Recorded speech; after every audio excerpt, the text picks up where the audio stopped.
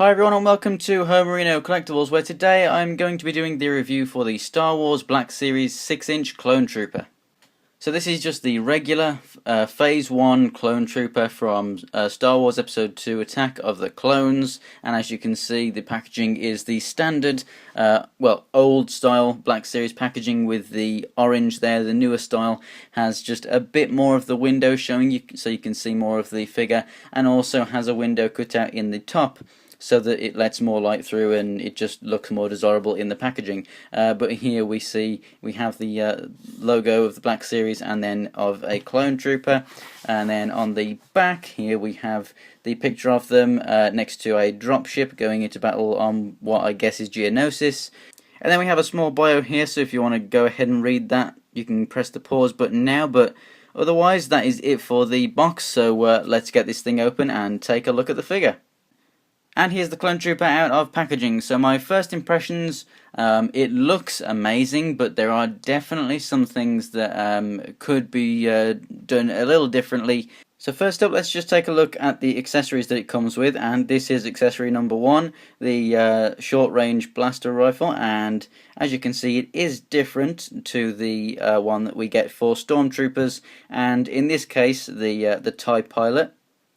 So there are the two guns, the two generations of this smaller rifle here.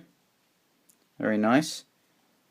This one really you see it more used in Episode 3, where pretty much that is the standard rifle, but in Episode 2 you do see a hell of a lot more of this longer star rifle used on Geonosis. So there are the differences for those.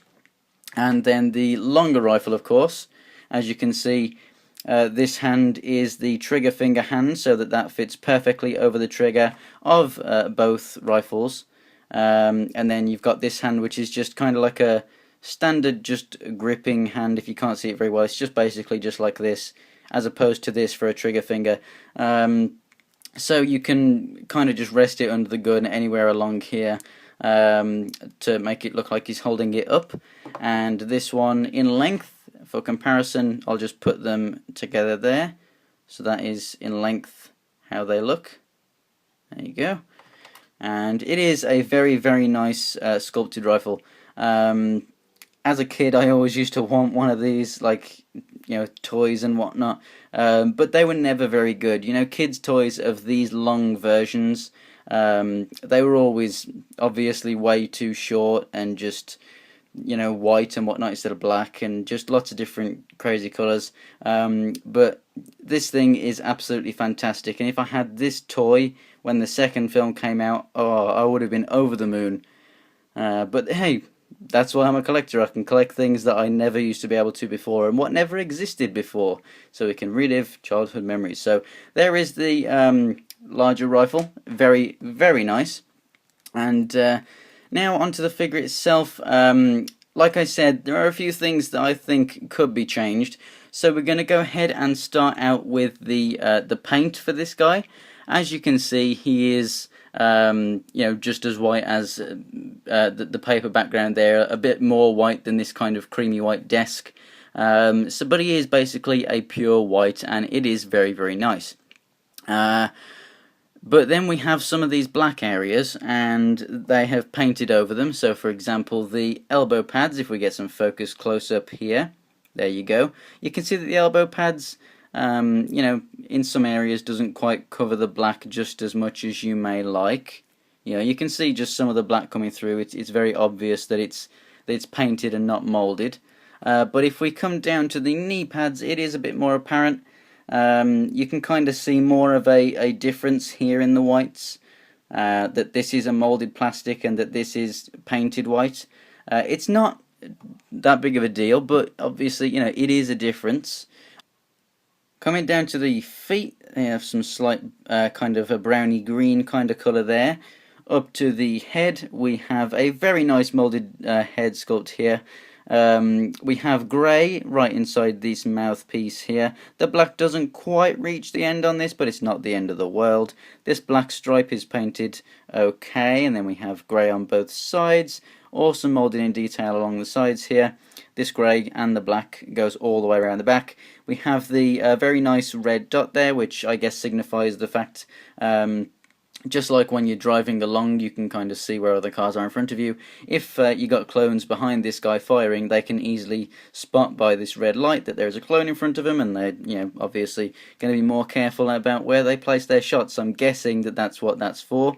And it was very easy to spot in the movie too, so it's very good that they have included that there. Now on here I do have some marks here. That kind of looks like a bit of a fingerprint kind of thing. Not sure if it is a fingerprint, but it kind of looks like something like that. And then we just have a bit of like kind of black in the mold there. It's not too bad. I don't care that they're not coming out absolutely perfect. I mean, they're a clone, it's battle armor for a reason. It's going to get a bit dirty and mucky, so I'm perfectly fine with that. And then we have the belt that does move a little bit, but it's not actually detachable as far as I can see. So moving on to articulation, the arms are not incredible, as you can see, but the Stormtrooper, it is pretty much the same story over here. I don't know if you can get more or less, really. It looks like you can get more out of the Stormtrooper, but when you put them together like so, the arms pretty much look like they come out at the same point, so... it's not really an upgrade in armor in those kind of terms, really. Articulation is going to be pretty much the same for both figures. Just whilst I've got these guys out, there is the size comparison. So as you can see, the Stormtrooper is a little bit smaller than the Clone Trooper in this instance. And then before I carry on, here he is next to the TIE Pilot, which the review is up on my channel if you want to go and check out him. He is from the newest wave of figures. Just like Yoda here, he is also from the latest wave, so if you want to go and check out the review for him, he's also on my channel, but you can go ahead and use him in some kind of Attack of the Clones scenario with this guy too, so that's how they stack up next to each other. So carrying on with articulation then, the head moves up ever so slightly, not really too much at all, but it looks down very far, and then we have left and right movement and a bit of side-to-side wiggle, but not too much.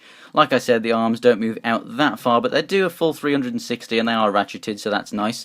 And then we also get the bicep movement, which is not hindered by that shoulder panel. I know it comes extremely close there, but it does actually miss it just about.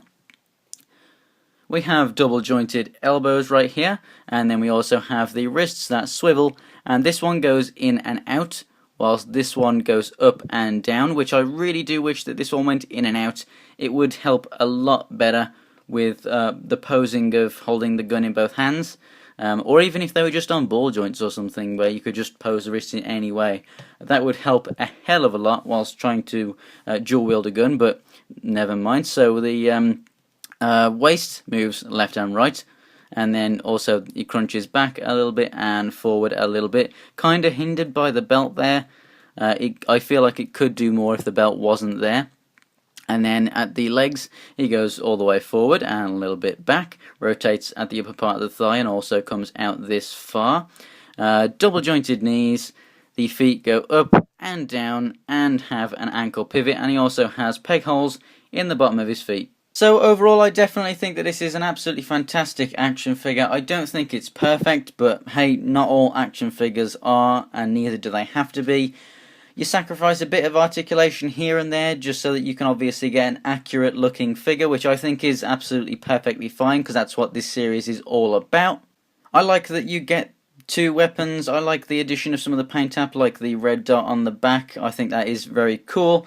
And yeah, what I also love about this is obviously with this mold we're going to get variations. So here is going to be the next review, which as you can see is the Clone Trooper Sergeant, and if I come up here, basically we're obviously going to get lots of variants. So there's also the Lieutenant, which is a blue one, there's a General, which I think is the red one, there's the Commander, which is a yellow one. So there's obviously lots of variations. I hope that we get them all. They've kicked it off with the Sergeant, which is this green one, and as you can see there is a slight different paint app in the weapon, but if you want to see more of an in-depth comparison between the two figures, then go ahead and subscribe. The review for this guy will be coming up tomorrow. So definitely keep your eyes on the channel for that. And if you want to see more Star Wars Black Series figure reviews and pictures, then go ahead and subscribe, and also check out my Instagram. So thanks for watching, guys, and I'll see you next time.